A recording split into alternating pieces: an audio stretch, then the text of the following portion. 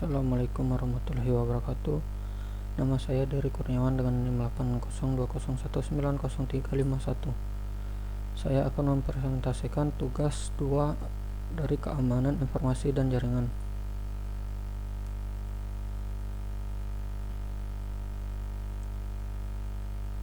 Berita yang didapatkan yaitu pencurian data 1,5 juta pasien di Singapura. Berdasarkan dari tribunbatam.id, Singapura, serangan cyber terhebat melanda Singapura. Data pribadi 1,5 juta pasien SingHealth dicuri oleh peretas.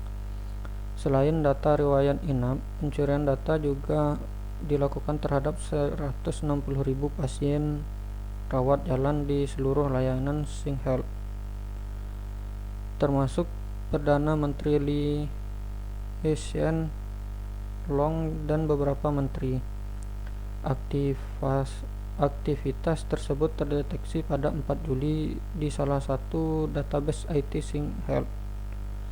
Pencurian data 1,5 juta pasien ini dilakukan dari 1 Mei 2015 hingga 4 Juli 2018 di seluruh rumah sakit, klinik, spesialis, dan politeknik di bawah bendera SingHealth. Penyelidikan awal menunjukkan bahwa satu workstation front-end SingHealth terinfeksi dengan malware sehingga para peretas mendapatkan akses ke basis data.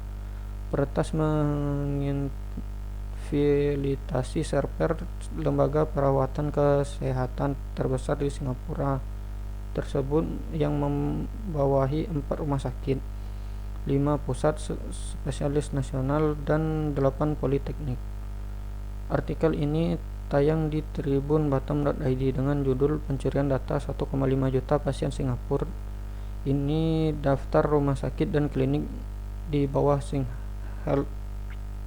Untuk mengetahui lebih lengkap dapat melihat link berikut ini. Jenis serangan yang dialami.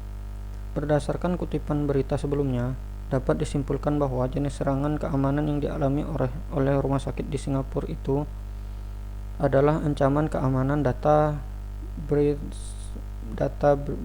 breaching atau data breach. Data breach adalah suatu insiden keamanan di mana data dan informasi seorang pengguna device telah diakses tanpa adanya otorisasi. Jenis pembobolan ini dapat merugikan bisnis maupun konsumen dengan beragam cara. Data breach sering dianggap sebagai sebuah tindak kriminal yang dapat merusak kehidupan dan reputasi seseorang. File yang telah tercuri karena data breach dapat dilihat atau dibagikan tanpa izin dari pemiliknya. Motivasi orang melakukan data breach yaitu, secara umum, data breach terjadi karena adanya kelemahan pada keamanan device dan perilaku pengguna ketika menggunakan perangkat mereka. Selain itu, banyak produk smartphone yang masih kurang aman karena adanya kekurangan dalam enkripsi sehingga mudah dimanfaatkan para hacker. Tanpa keamanan komprehensif baik di tingkat pengguna dan perusahaan, dapat dijamin bahwa risiko data breach akan selalu mengancam keamanan informasi kita. Dampak data breach. Berdasarkan penjelasan tentang data breach sebelumnya, dapat diketahui bahwa data breach merupakan insiden di mana data pribadi pengguna device diakses oleh seorang tanpa adanya otoritas dan bahkan informasi pribadi pengguna dapat dibagikan tanpa adanya izin dari pemiliknya. Selain itu, dampak bagi sebuah perusahaan seperti mulai dari tercurinya data-data sensitif sampai hilangnya kepercayaan dari pelanggan. Strategi dalam mengatasi ancaman keamanan data breach. Menurut Tate Super of MN, cara-cara yang efisien untuk melindungi data pribadi dari data breach adalah seperti berikut: mengupdate security software secara berkala, membatasi akses ke data-data yang paling berharga, mengenkripsikan dan membackup data dengan rutin, evaluasi keamanan data dari third party software, kembangkan rencana responsif untuk data breach, ciptakan password yang kuat.